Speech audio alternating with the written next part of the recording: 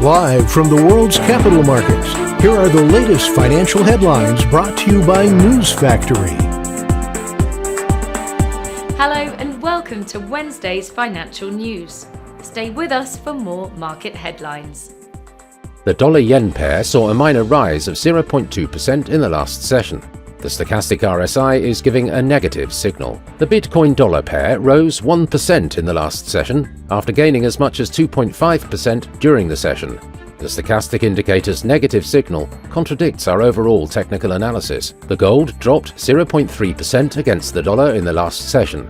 The ROC is giving a negative signal. The oil-dollar pair dove 4.6% in the last session. The ultimate oscillator is giving a negative signal.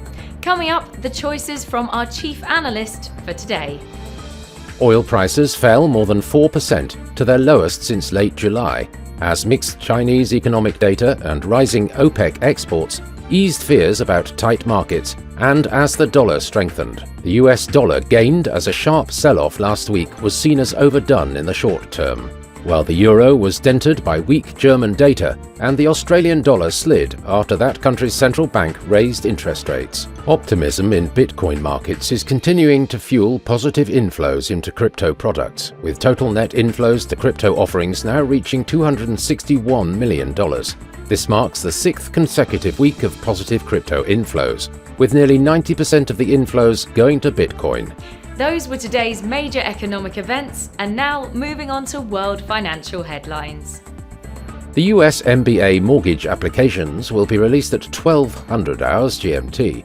The US EIA crude oil stocks change at 1530 GMT. Germany's harmonized index of consumer prices at 0700 hours GMT. Germany's 10Y bond auction will be released at 1030 GMT. Japan's current account at 2350 GMT. Japan's coincident index at 0500 hours GMT. We hope that you've enjoyed Wednesday's market outlook. On behalf of all of us here, we wish you a productive trading day.